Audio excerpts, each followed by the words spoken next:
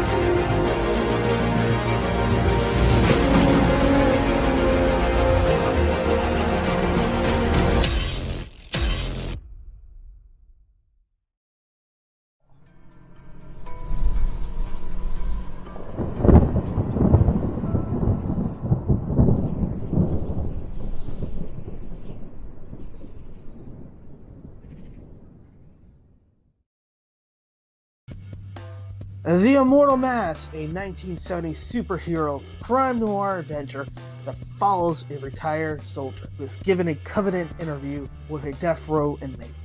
What he learns from the interview thrusts him into Atlanta's shadowy underworld. He'll have to utilize his military training to survive from being hunted for the information that could topple the most powerful ruling class in the city. This is not a pre-order or a crowdfunding campaign. Get your books now at TheBaronEarlsShow.com.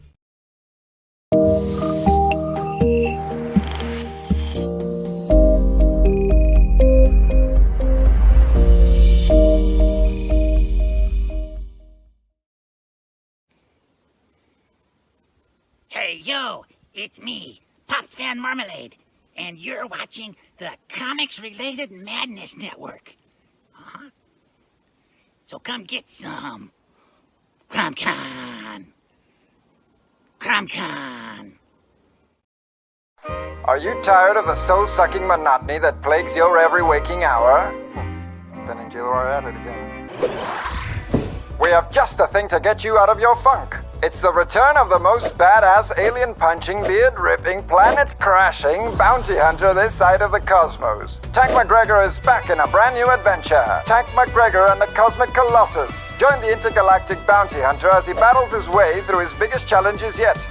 Unemployment, awkward handshakes, an ancient god awoke from its eternal slumber, that sort of nonsense. Enjoy 175 pages of pure, unadulterated sci-fi action-adventure comedy gold.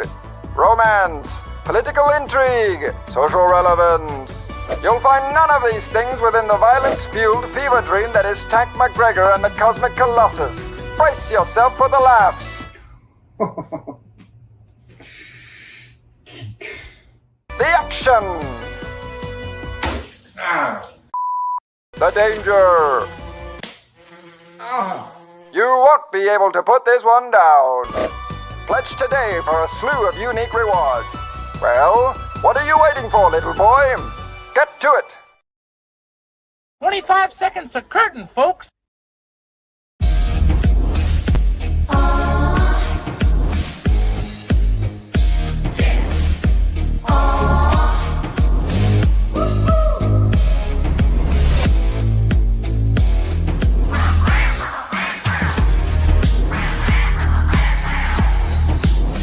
Your favorite podcast, it's Critical Blast. Ladies and gentlemen, please welcome Ray Garza.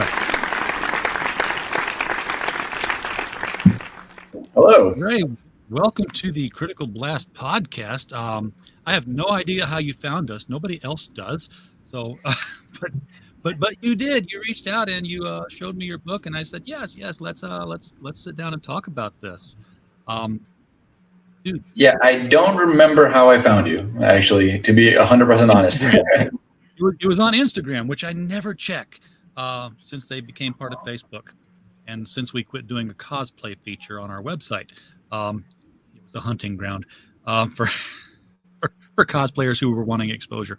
No, we used to have a monthly feature. Different cosplayers would be featured on the website, and it was fun, but it became work. And that's when I lose interest, when something becomes work. Yeah, it's never good.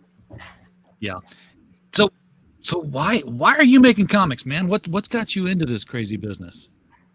Well, I mean, I've always drawn my whole life. I've been a doodler, and I never really took any formal art education, but I've always drawn my own characters and just here on the side and on the side of notebooks and stuff like that. And I actually have a background in film, so I went to school for radio, television, and film, and I worked on some productions when I graduated. And I did a couple of short films and a feature film back in my 20s. But as time progressed, it became harder and harder to get people together and get a crew together and convince them to believe in your vision to make a film, So it became this huge time commitment of okay, what do I want to dedicate? What film of my own do I want to dedicate 3 years of my life to? And then possibly nothing happens of it, maybe it doesn't get accepted to festivals or whatever. It's such a cutthroat business. So it became harder and harder to make movies. So I wasn't doing that anymore, but I still needed to get my creative outlet out somehow. So I fell back on this little 15-page pilot that I had written for Tank McGregor, and I had written it for an animation. And so I had 15 pages of it. And the way it was written, I remember I wrote it a long time ago. I wrote it in half an hour. And I just, as a hobby, started putting pen to paper and making it into sequential art.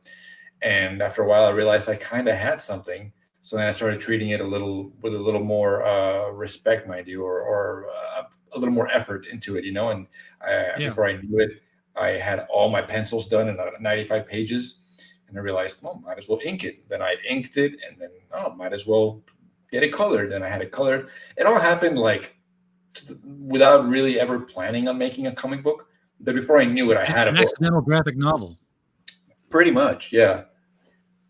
That's I've heard of things being created that way. I've had one book done that way that I worked on, but they're rare. So enjoy it. That's a book that demanded to be written, and it just picked you to make it happen. Yeah, exactly. We have an active chat here to find out about this. Mike Walters is out there, has stopped by to like and share, and we do appreciate that. Woody, cheers back to you, sir. Thank you for popping in. Dan Price, 139. Dan Price. I just saw Dan Price like half an hour ago. He was just at my house, and now he's driving, so he shouldn't be on the phone. I hope he's listening and not watching. Yeah, right. Just Exactly. put the phone aside, Dan. Carrie also is here to say, hail, gents. Hail back, Carrie. Glad you're here. Woody just said he took a peek at the campaign, which you can all do. There's a link right under the video. You can click on it, opens in a new window. Pick out what you want. Pick out what strikes your fancy. It's a real easy campaign, folks. I've looked at it. It's not going to take a bunch of time to figure out which tier you want. I think there's one. But you can do all that while Ray is still here telling you about what's going on in the campaign. Yeah, you don't want to be seeing my ugly face. You can listen to me, but you don't want to be looking at this. Same with me, man. It's like that's why I'm growing this thing, so that I can eventually just kind of flip it up, and it'll just be cousin it with a pair of glasses. I wish I could grow a beard like that. This is maybe 6 months worth of work that I got going on right here. This is actually about 6 months worth of work, actually. Well, there you go. It's just a wintertime thing, and lo and behold, it happened. Yeah, I was on the draw stream earlier, Dawn. You were right. I kind of popped in. I wanted to talk to Pops and Rich over on the Madness Network, where we're simulcasting, by the way, tonight. So we are on, looks like 7 different outlets at the same time right now, between YouTube and Twitch and Facebook. So we're getting you as much exposure as we can in a condensed interview time. But yeah, I was at a Bentonville Con Saturday, a one-day convention. Apparently it happens twice a month because I've already gotten the solicitations for October, which I can't make. But we had a table there, and I had out, all the different overflow issues from projects that we've shipped for people, and sold some indie comics to people who'd never heard of them, of those titles. And I got to talk with Tom DeFalco for about 15 to 20 minutes one-on-one, which was, that's not something I'm going to forget anytime soon. So, nice. And I wanted to share that with the folks on the show. So it was a fun time. I like cons, and this is the first time since, I want to say 1989, that I've gone to a convention, a comic book convention, and there was actually a comic book person there. Yeah, that's something I'm learning. Like, that's something I'm learning really quickly. I've attended a few cons this year. I was just at Comic Palooza last 2 weeks ago, and yeah, it's like the majority of it is about the celebrities and about the plushies and the Funko Pops or whatever, and the swords. And there's like 5 or 6 comic book creators like scattered around. I'm like, oh, at a comic book convention or Comic Con, I would have thought there'd be more, but. Yeah, and the comic book creators are generally people who are doing art sketches, haven't been published in a book yet anywhere. So when I was in college, and again, I'm aging myself here, 86, 87, I'd go to the Chicago convention, huge open floor, and you'd be like, one corner would be big signs, DC Comics, and another corner would be Marvel, Archie would be there. They were all there, and you could go just talk to editors and show portfolios and ask about, writing and projects and all that stuff. So it's not the same anymore, unless you go to San Diego. And even then you got to wade through all the celebrities. So, but you have gone to conventions then, to introduce people to Tank? Yes, I have. I mean, I haven't been to a lot. Comic Palooza was like technically my third one, I believe.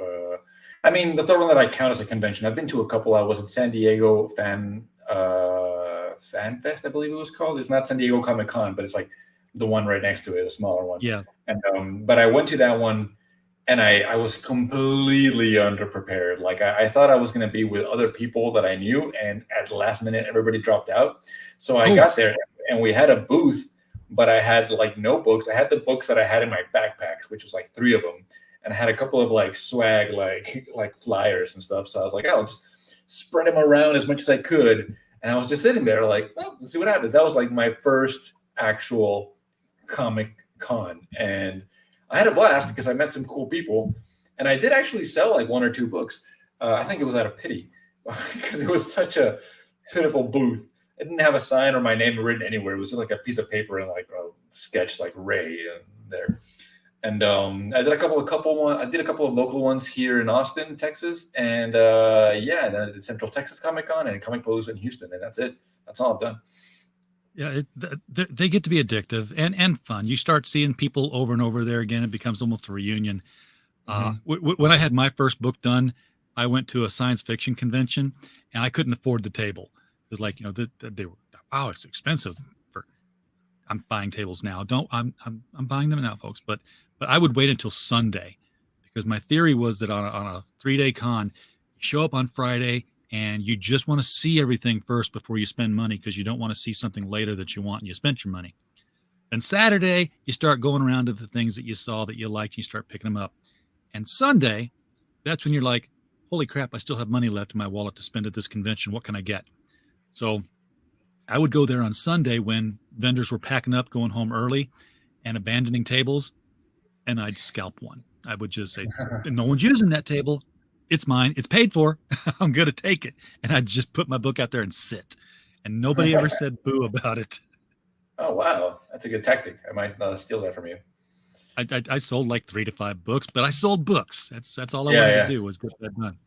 I don't recommend it. You might get kicked out of a con for doing something like that. Running a con. I'll try everything once. Yeah. And then I'll be like, yeah, it was paid for. The table was paid for already.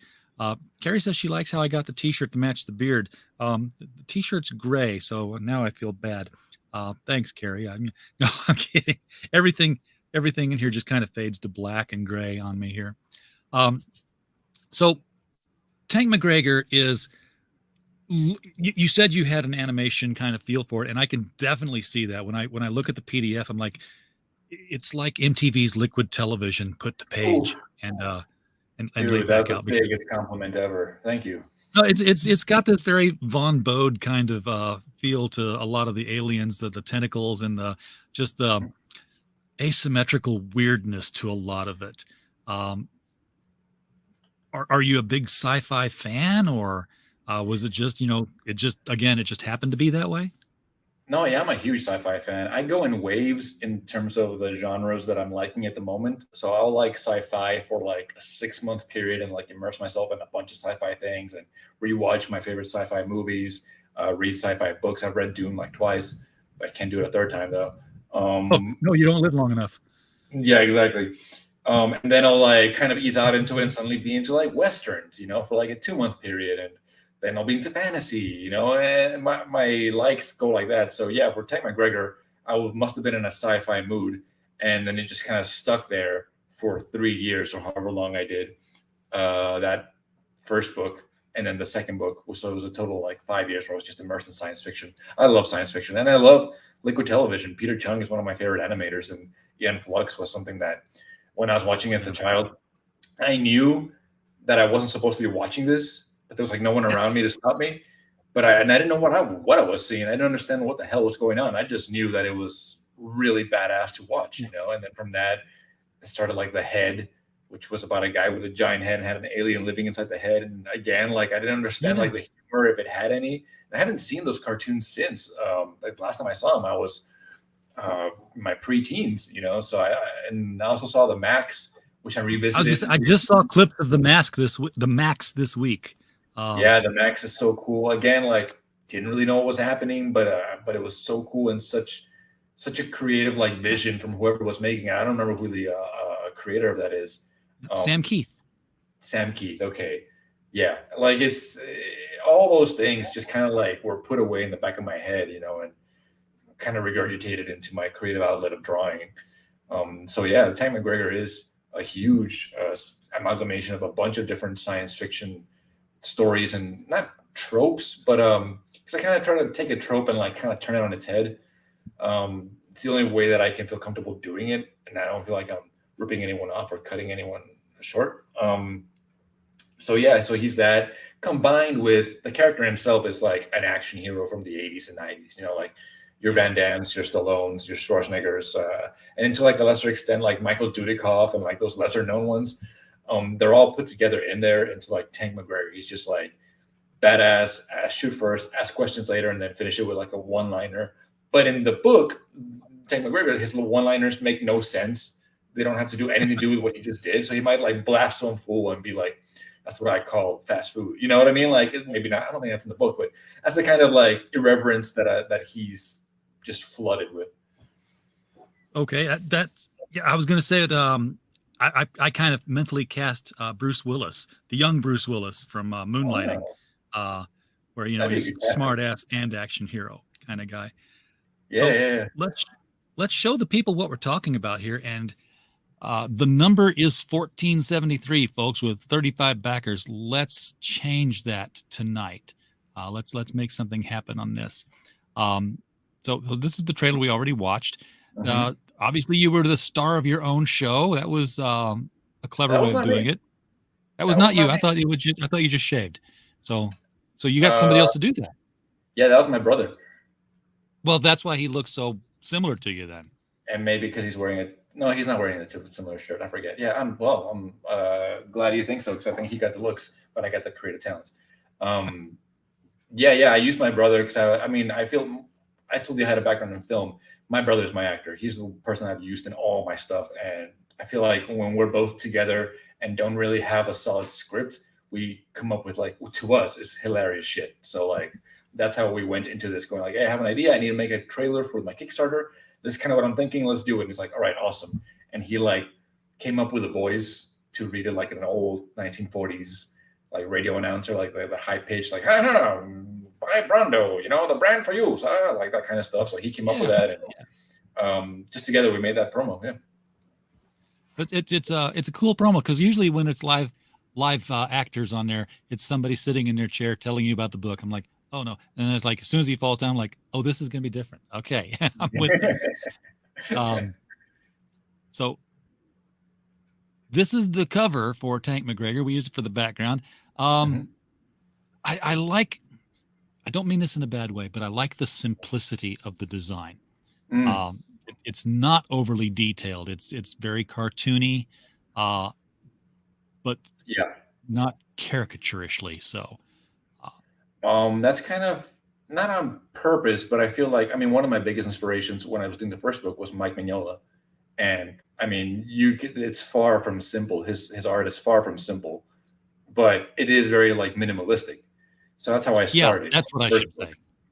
So this being my second, no, that's all right. And this being my second book, I just evolved as an artist. So I was putting actually even more detail and more attention to the individual characters and to the drawings, but it still maintained that like Tank McGregor, like you said, simplicity. So I didn't take it in a bad way at all. I think it's a compliment. He's kind of got like a Nexus vibe about him here with the. It's not really a uniform. It's not really a costume. It's just work attire with a visor. Yeah. It's just his visor and the jacket. When I was designing him, the visor was what changed the most, because I knew I wanted him to have a helmet in a very Judge Dredd kind of way. Like he was never going to reveal his face. And the helmet went through so many iterations, because he had goggles at first. And I realized I didn't like drawing the goggles. Then I put the goggles up here because I figured circles, I could be very Hellboyish. I could be like look cool. But no, I'm just being derivative. So then it changed to like a sort of like more of a Star Wars Rebel Alliance kind of helmet, the ones they wear when they're in the X-Wings. And that was like too complicated to draw over and over and over. So at the very last minute, almost, having had already the whole thing drawn, I rewatched a movie called Johnny Mnemonic with Keanu Reeves. I don't know if you've ever seen that movie, but at one point he puts on a VR headset, and that's what it is. It's like two circles and just like a headset that just goes to this. And I was like, that's the one. That's the visor I'm going to use. So I just flat out ripped it off from Johnny Mnemonic. Well, it looks cool, and it definitely hides half his face.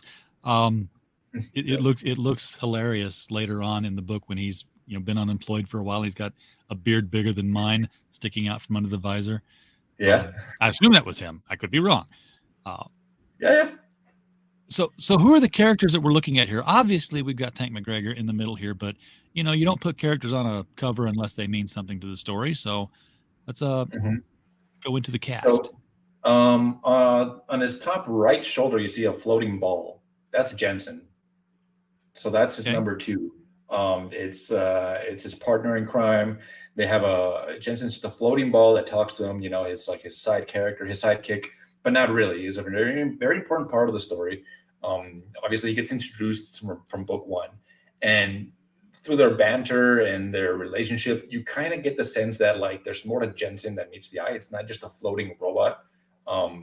They have a backstory, and maybe it wasn't always a floating robot. Perhaps this robot, this floating ball, at one point was a completely different entity. He makes mention of that in the first book, and in the backstory that I'm sort of spanning out through these books, you get to see that it was perhaps a former lover of Tank's that through some happenstance ended up inside this ball, and now he's kind of stuck with it, but it's not quite the same person anymore, but he can't help but let it go. That's going very deep into the backstory of them too, but yeah, it's his Tank, it's his Abbott the Costello, they're the back and forth. To his behind him, that woman with the green hair, that is a brand new character for this book. Her name is Sin, and she's part of a holistic race of, I guess, rock people, but they're not really rocks. They're descended from rock people, but they have more like marble skin, so they're hard and they're not really faces, they're like masks. So it's like the green smoke is the entity that holds them together. Their bodies are just a vehicle for this green ether that oozes out of them, and they use that to basically live and live forever. Her society worships a literal god, which they have basically in their basement asleep, and they basically take his essence from him. We'll call it his blood or whatever you want, but that's what they use to make their ether, and that's where they were born from. The guy with a big sick mustache there, he's the antagonist of the piece of the book. So he's obviously also from the same race as Sin. He doesn't really have a name, but you'll see he has a name sort of, but I don't want to reveal why. I'm not giving it away here. But he is the antagonist because he steals the god. So he basically betrays his own people and he robs the giant body of the god that they all worship. And that is what Tank McGregor is hired to do, is to recover the awoken god. And he's been godnapped. Yeah, exactly. He was godnapped, and that guy on the right, I feel like I just needed to fill the space. He's one of the space pirates that one of the goons, who's just there assisting the antagonist, and he's kind of funny looking dude. And I had him flipping a yo-yo because I felt that it encompasses the theme, well, not the theme, the tone of the book. It's like this really epic cover, but the guy's a yo-yo. It's kind of ridiculous in the end. Yeah. Then you got your generic stormtrooper, spaceball type warriors down here, and the really gross, moist tongues flickering up out of the ground around him here. Which come out. Wonder what's he standing in? Yeah, what's he sitting on? What's he standing on? I don't know. Is there more tentacles maybe going up his back? I don't know. But that's my Cthulhuan, my Cthulhuan space monster that I have in a couple of chapters that they have to battle. So the entire book is sort of meshed together to this one cover. Now this is again going back to the liquid television reference I made earlier. I mean, just they're just walking through this enormous cavernous hallway, and then what do we got? We got a face. We got a face that's tacked around a pipe, and it's not flat, but it's it's stretched around this computer. Right there, they're in a massive planet-sized computer that can process I wrote something 15 quintillion tons of information a second or whatever. So like all the galaxy's most pertinent information passes through this giant planet-sized computer, and the center of it is the administrator, which is this guy right here, which is maybe he used to be human at some point. I don't know, but he definitely wants to look human because he's got a giant face stretched across his mainframe. Yeah, it's really cool looking. And you're showcasing the colors here, so let's talk about that a little bit. You didn't do your own colors on this one. I didn't do my own colors because when I started the first book, I wasn't confident enough, and I didn't know enough about color theory and all that. And I felt if I did the colors, I was gonna ruin this thing that I've been spending 3 years on. So I hired out a very talented colorist called Michael Woods out of Houston, Texas, and I've just stuck with him ever since. He is the color of Tank McGregor. Like, he just does incredible work, and I gave him very minimal notes, or maybe he thinks I gave him too many notes. I don't know.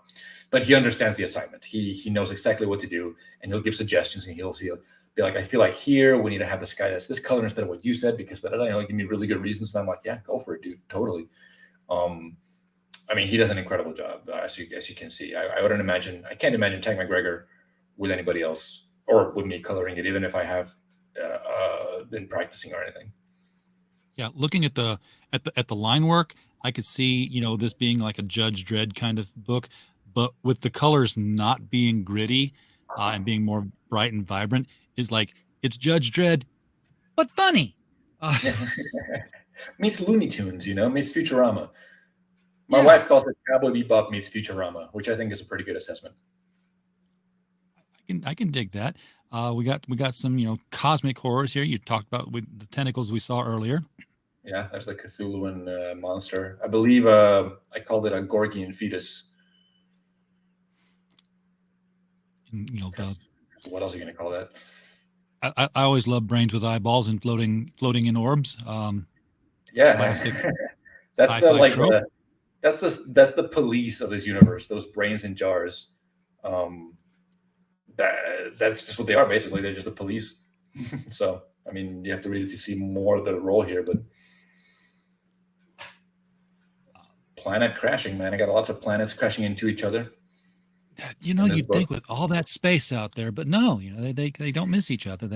And this is a epic battle scene. Yes, it is. I mean, how did you keep track of all the limbs and who they belong to in this clash of robots here, or clash of warriors?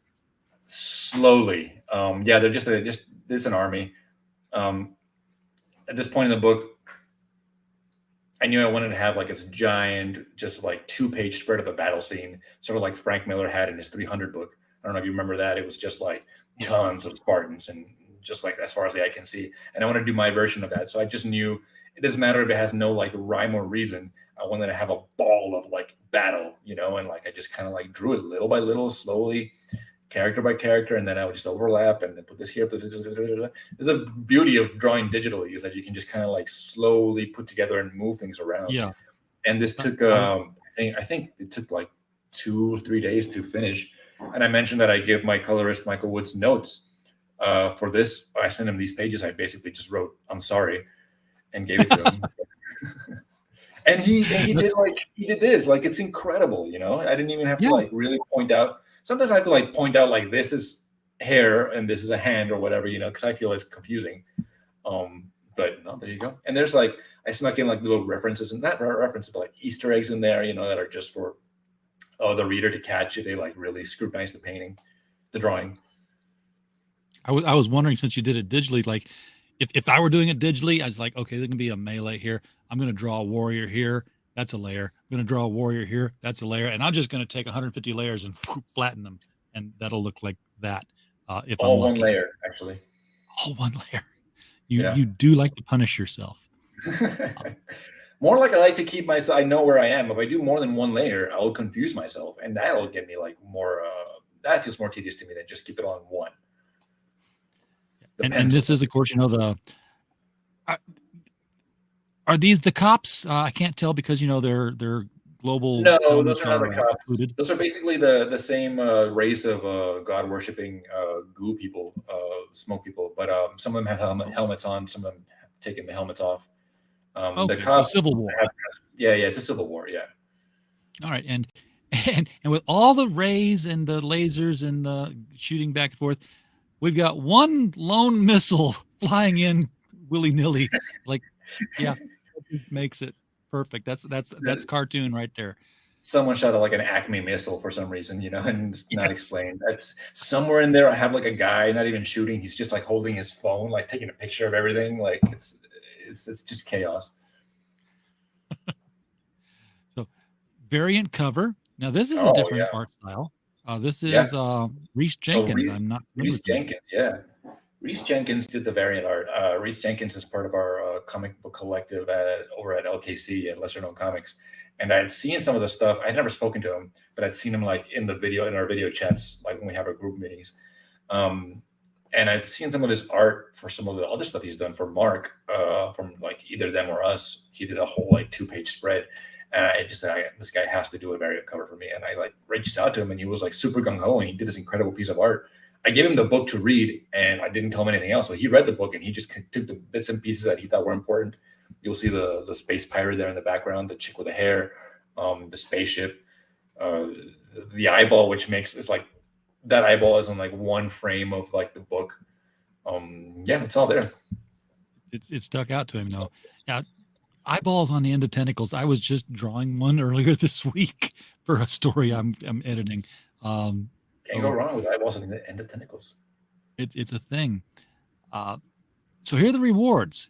$10, you can get a digital copy, folks. And let me tell you, that's a deal, because I had the digital copy of this, and I want to say it was like 140 pages. It's 175. Off by 100. 175. 175. So yeah, I'm lowballing it there. 175 pages of story for $10. Heck of a deal. In fact, it's a heck of a deal at $20 for the physical copy, because this is not a floppy. This is a graphic novel. Nice and thick. I actually have the proof right here. So let me give you the big screen. This is what they send you before they give you like the whole printout of the batch you order. So yeah, you can see it's a pretty thick boy right there. Nice and floppy, nice and glossy. Nice square spine there. So square, you could really hit someone with this. That's what I wanted. That's what I requested. I want to make sure I can hit and knock someone out with the book. And they're like, we know. Exactly. If you've got a book that also, serves as a home defense weapon, you've got the perfect book for the home. You can get the variant for $30 because, it's a special artist. He got special rate of pay. Makes sense. We're used to that. And if you want both of them, there they are. Wait a second. No, that can't be right. No, $30 for. It's the first book, actually. So if you missed out on the first book, there it is. It's volume 1 and 2. Catch up tier. Yes. I was because I was going to ask you when you mentioned that this was the second book. I was like, how much do I need to know about the first book to enjoy the second book? Not at all. I made a very conscious choice to make them completely separate adventures, and they both have a solid ending. They're both really self-contained. The only thing that carries over is the character's experiences. I mentioned that I have a relationship between Tang and his Ball Jensen that carries over. And I'm establishing a sort of like overall arc that spans over several books. But so the experiences they face are carried over. So they remember what happened in the first book, but it's not necessary to enjoy the second book or know what's happening in the second book. If anything, it'll just kind of get you curious about like, oh, I want to read the first book now, because clearly there's something else that happened before this. Yeah. And, once you've done that, now you'll be really primed for the third book, which we'll talk about in a little bit here. I Am Death Incarnate. This is art prints. So you've got some like classic 40s style pinup with sci-fi girls. Yeah, I don't know why. I mean, I just really dig it.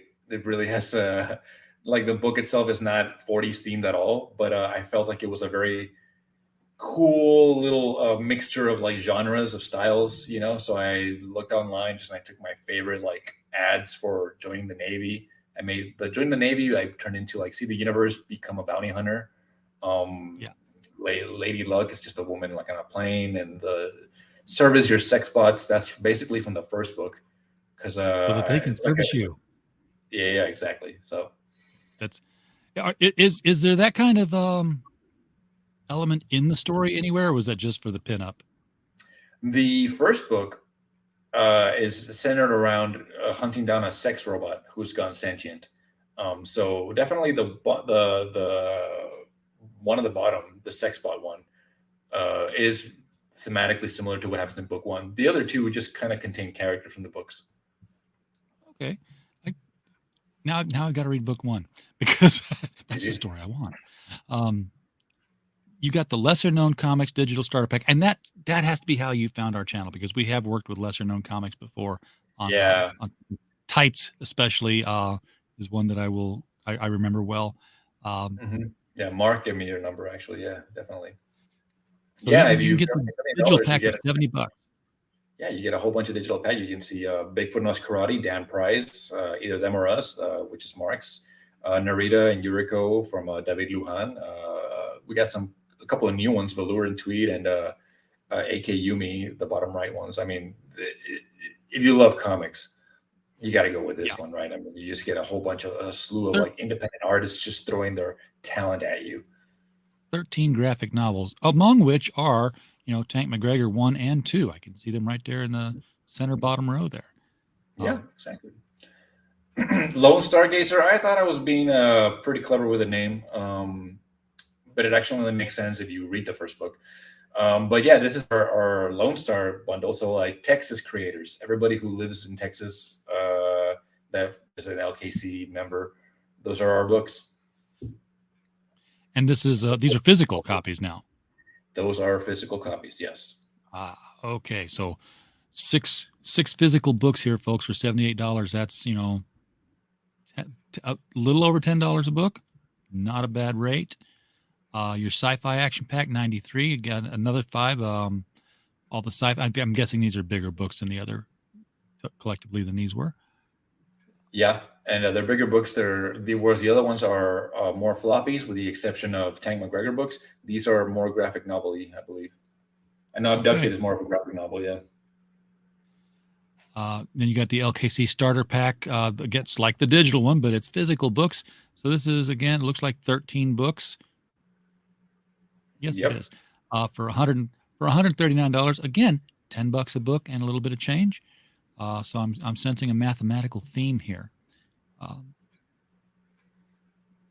Add-ons. Yeah, add-ons. Yeah, if you want to read book one, but you don't necessarily want to get the bundle that has all the comic books or whatever, you can just kind of like buy the digital first one and then add this one on there. You just add the first book. Exactly. Nuke the Space Whales. Okay. Mm-hmm. Yeah. I have a feeling this means something because I saw it in the trailer. Somebody wearing this shirt. Yeah, you can wear the shirt from the trailer. Don't you want to be like the guy in the trailer? Yeah. I always want to be like the guy in the trailer. And you can stand for something. Nuke those space whales, man. They're a nuisance. Well, as it was explained to me once, the reason it's bad to kill whales is because whales eat plankton. And if we kill the whales, the plankton overpopulates and create too much oxygen, which over-oxygenates the planet. Okay. But at the same time, it's bad to cut down the rainforest because the trees create oxygen. If we cut down the rainforest, then we don't create oxygen. So my thought is that if we just for every 200 acres of rainforest we cut down, we go kill a whale and we're even. Well, unfortunately, these are space whales, completely different from Earth whales. They have nothing to do with Earth. Yeah. Darn. So well, then let's nuke them. We don't need them. Exactly. I like this. I work with a lot of campaigns that are doing this. Working with one now. Send books to children's hospitals. For $5, this I see 2x. So I'm assuming 2 books go, or how is that? Yeah. working? For $5, you can send 2 copies of Super Wicked White Cell Squadron, which is Doug Knight's super awesome book. If you've never spoken to Doug Knight, he when he was a toddler, a young child, he had a tumor in the back of his head or the back of his eyeball, and they made him legally blind. And he still draws. Like, he basically overcame that, and now he's very altruistic and likes to give books to children's hospitals. So we added that tier on here to help him out. Yeah, I have had him on the show, not for this title, but for his other title. Can I ask him? And we talked. Yeah. Here you can add on the art print. You can add on this art print, 8.5 by 11. So guess what? It's going to fit in the floppy in the bag with your floppy. Yeah. Those cool, sexy green alien girl. Who doesn't like that? Easy to find a frame for, because that's what I like to do with my art prints, is frame them, which is what I would definitely do with this one. This one I would like, I want to scan it and then take it to someplace and have it printed on a tin sign. Yeah, it even has a tin rust ready for that to go on. I based that one off an old Jeep ad. So Jeep offered to get your parts surface for Jeep, and I just basically changed the Jeep to another company that's in the book and made it all robot themed. But I kind of recreated it almost exactly. Yeah, it's a really good looking print there, as is the Lady Luck. I'm trying to read that. Rakatansky. Rakatansky. That's got to be the pilot's name, I guess. That is actually the name of Tank McGregor's ship, the Rakatansky. And bonus points if you can tell me what Rakatansky's from. Not a clue. That is Max's last name from Mad Max. Not a lot of people know that. I did not know that myself. Okay, so Lady Luck is Calling. You can get that one. Nice little, almost a Vargas style on that, or Eldrin. And then if you don't have to make up your mind and say, which one you want. $15 doesn't even rate. You get all three of them. They're paper. They're going to fit real nice into the Gemini mailer. Hang him in your bathroom. Hang him in your gym. Hang him in your living room. For your wife to see what cool purchase you made, or your husband. Show him what cool purchase you made. Yeah, if husbands love a cool wife. But if the wife hangs up an airplane nose cone print or a sex bots print in the living room, she's getting bonus. She's a keeper, which she is because she's your wife already. Yes. So we are still at the same number we started with. That disappoints me, but I'm sure that the chat is going to be working on this. Someone's going to help us out here. Might be Pops. Pops, you've seen this somewhere before, huh? Okay, well, it sounds like you've already been on the network once or twice here, Ray. On the Comic Network. I may have been. I have very poor memory. On the Madness Comic Network. Maybe on a CromCon. Want to remind everyone here, as we're approaching the top of the hour and wrapping things up, jump over to the Mic Stand on Mike Walters' channel and get your daily dose of niche news. Everything from manga, anime, comics, and professional wrestling, which he does every Monday through Thursday at 9 p.m. Eastern Time. And then Fridays, of course, is the comic book historic retrospective, where he and sometimes I join him to read Golden Age comics live on the air with voices and sound effects and everything. So you're into that kind of thing, you want to watch me make a fool of myself and make as many voice acting mistakes as I can, check it out sometime. So how big is the saga of Tank McGregor? I mean, is this, do you have an end in sight for this, that you're trying to complete an arc, or is it just, as long as the ideas keep coming, we'll keep tanking? Yeah, the arc definitely does have, the character arc does have an end in sight. I mentioned that there's, beyond the adventures they go on, the relationship between Tank and his partner Jensen is something that I've been exploring more, and that has an arc, and you get hints and pieces of their backstory together, and that's all culminating into what's eventually going to be the third book, and possibly the fourth book. I haven't looked that far ahead, but I know I want to end it somehow and wrap it all up, all these little tidbits that I've been setting up for them both. So definitely 3 books. Definitely 3 possibly books, 4. okay. And then whatever happens after that will just be, think about it like what the BPRD was for Hellboy. Hellboy's adventure ended, but the BPRD kept going. So maybe little adventures here and there, cameos here and there. You can always go into the past and tell, stories of before this one happened. Yeah, exactly. Maybe before he had his visor on. How did he get the visor? Yeah. I don't know. Although And, I also kind of hate it. unless I also kind of hate it when movies do that, when they explain every little bit of thing, like Solo, this is how he got his gun, this is how he got his last name. I don't know. See, if it were me, and I'm not telling you what to do, but if it were me and I was like, hey, we're going to go back into the early days of, Tank McGregor, I'd throw up a panel of a playpen with a toddler in a diaper and a visor. And I was like, well, maybe not that early, but I would show that, yeah, the visor's always been there. Well, I would just keep it there for like 20 pages of him just doing toddler stuff. Yes, with the visor on, of course. Yeah.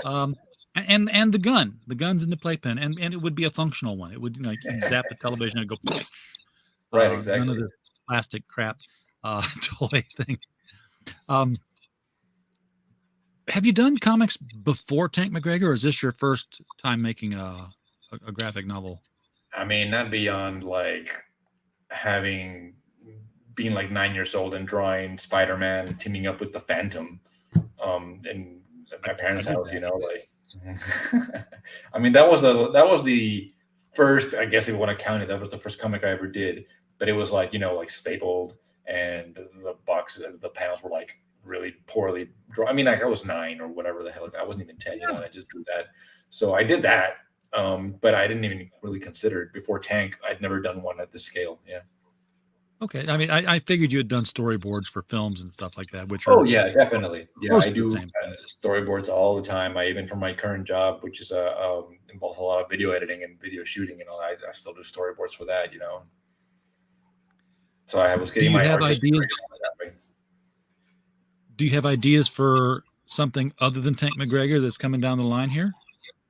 Yeah, actually, after finishing Tank McGregor 2, The Cosmic Colossus, I decided I wanted a little bit of a palate cleanser. Not so much from Tank, but from like the funny, from like trying to be humorous, and from science fiction, just to like cleanse the palate a little bit, So I was looking at other ideas I had, other stuff I had. I wanted to maybe explore perhaps something that's more like slice of lifey, really down to earth, or maybe something that was a little more gritty, crime-ridden urban stuff, or maybe some fantasy stuff. I have like an idea for all of these different genres, and I just have to like decide what I want to commit like a year and a half to before I start it, because I'm not very good about starting one and then starting a second one and working on both of them at the same time. Like I can't do that like some people can, which is insane to me. And then I also can't seem to just do like, a 12-page issue, a 20-page issue. Like I have to go all in or nothing, or it really bothers me, which is why book 1 is 125 pages and book 2 is 175, right? Because I just can't stop until it ends organically. So I know it's going to be a time commitment. So that's why I'm like taking my time to like decide what I want to do. But I think I've landed on something that I want to try. So I've already started doing some character sketches, character concept art, and I've been immersing myself. Like I told you, I immerse myself in sci-fi or whatever. I've been immersing myself a lot into like several pieces of media in this genre.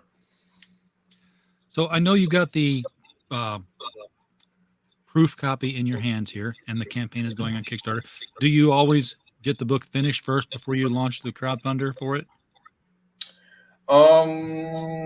No. I mean, yeah, kind of. I mean, when I did book 1, I did the printing because I knew I wanted to print it. I had the funds to print it. I had some savings.